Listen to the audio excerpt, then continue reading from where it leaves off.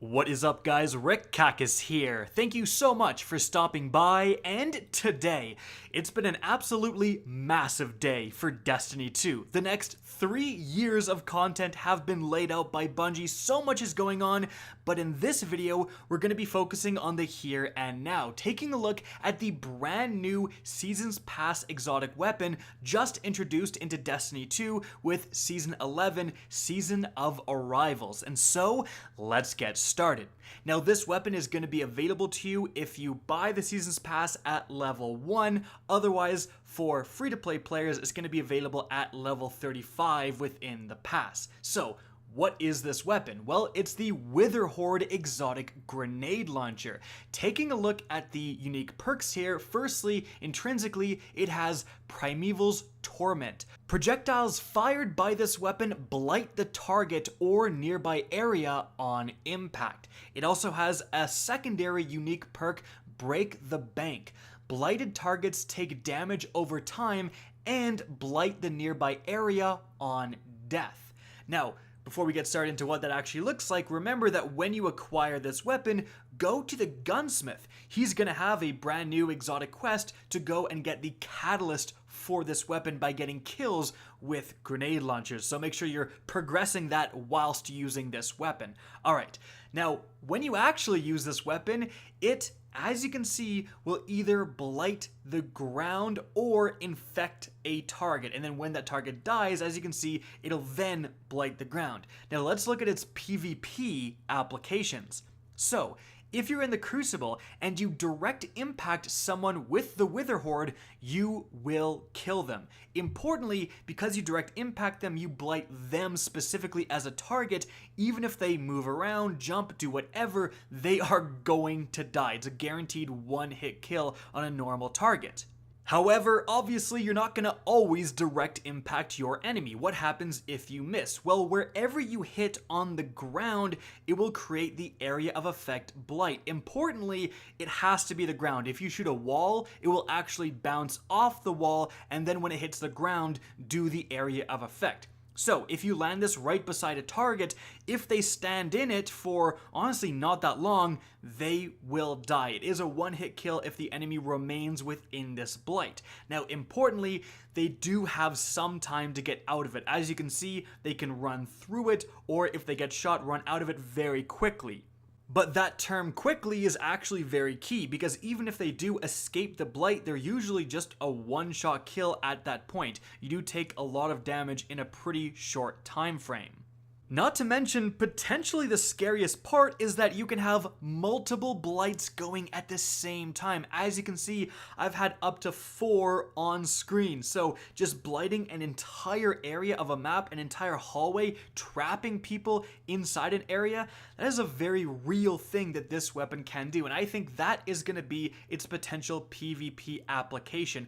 Obviously, the fact that you can always escape a blight, and if you don't get the direct impact, you're not guaranteed a kill, does limit its usefulness, especially if you barely get someone in, they're at the very edge and they get out very quickly, you won't have done a lot of damage.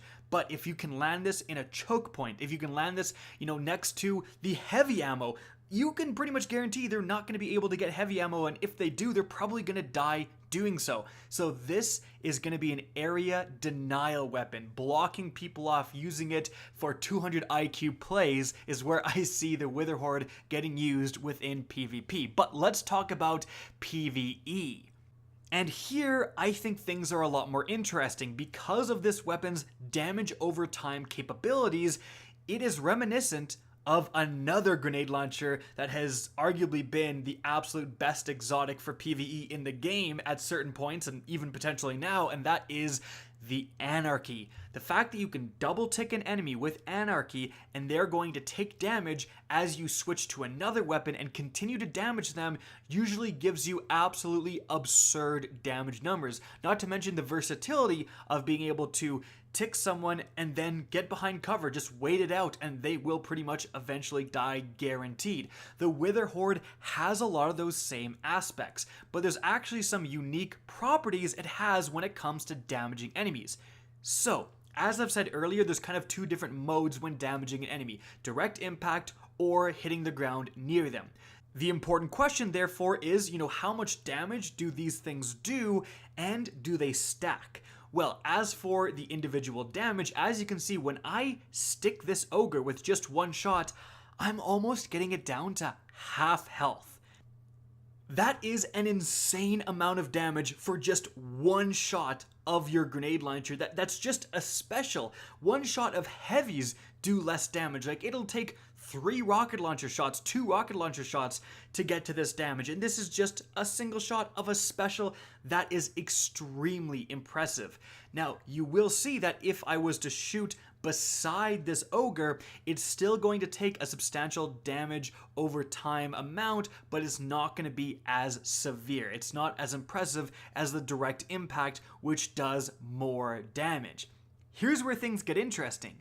You can combine both of those things. You can't stack 2 of the same damage types. So if I was to direct impact this ogre and then hit him with another direct impact, it's not going to make a difference. I am going to get another damage for the direct impact specifically, but it won't cause additional damage over time.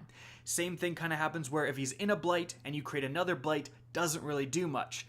The key is combining both of them. If you tick specifically to the target for a direct impact and then you tick the ground, they're going to take direct impact damage and the ground tick damage for that's going to be like double damage. And as you can see, like, I almost kill this ogre doing that combination of thing.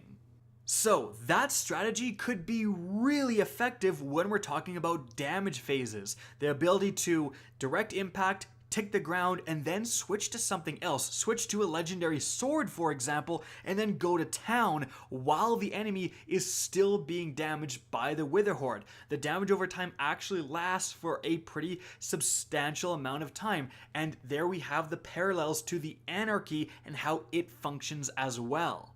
The thing is, you can't combine Sword and Anarchy because they're in the same slot, so this could potentially open up some new damage phase strategies, just being able to double tick Witherhoard and then switch to Sword, because Sword is super in the meta when it comes to damage output, especially with the changes to infinitely chaining your attacks combined with Whirlwind Blade. That is super good. The fact that you can have even additional damage over top of just normally swording with the Witherhoard, man, I really see that being a strategy. One phasing Riven, stuff like that. That is going to incorporate the Witherhoard, I believe. Of course, it's not all about damage phases. How does this weapon fare in a normal strike-like scenario against normal enemies? Well, here, we certainly do still see its power, being able to hit a powerful enemy, know that they're going to die, and when they do die, they're going to drop a blight that's going to damage other enemies nearby. That's all very powerful. Also, the blight area of effect is pretty big, being able to see a group of enemies, hit a blight in between them, and pretty much guarantee their demise is very good. The downside when it comes to those types of enemies is that, unlike the Anarchy, which will kill red bars pretty much immediately, this doesn't. And so you will have, even like red bar knights and so on, they can sometimes survive that ground blight, walk outside of it, and even if they do die, they're gonna die shooting you a couple of times. Like, they're gonna get some shots off. So the fact that it doesn't kill immediately, similar to like the mountaintop, you shoot something with the mountaintop, they are dead the second it hits. This, not so much. So if you are in a dire scenario, you're almost dead, you can't take any more incoming damage, you don't want to be using the Witherhoard because you're still going to be getting shot. It doesn't have that instantaneous kill potential, and that's a huge downside. Like, make no mistake, the fact that enemies can walk out of your damage and be fine is not good.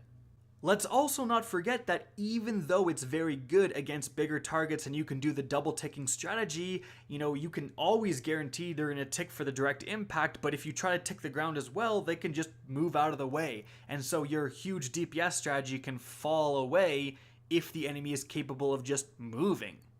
And therefore, at the end of the day, I think the Witherhoard is an extremely unique and extremely powerful weapon. And I do think, just because of how it works, I think it's going to become a part of certain DPS strategies. But I also believe that this is a more niche weapon, that the fact that it's not achieving its highest potential against normal adds, and those make up, 90% of the content you're doing is fighting normal adds up to the boss fight. I think the WITHERHOARD won't exactly take over the game or become the new meta or anything like that. The mountaintop is still going to be better in most scenarios, but this is a very interesting alternative. Guys, that's it for the video. I hope you enjoyed, found this informative, and if you did, please remember to help me out by simply rating and especially sharing this video. If you guys want to see more Destiny 2 content similar to this, don't be afraid to slap that subscribe button. If you want to get in touch with me and keep up to date with the latest channel activity, the best way is to follow me on Twitter at @RickKackis. That's linked in the description down below. Again, I hope you enjoyed the video, and as always, have a good day.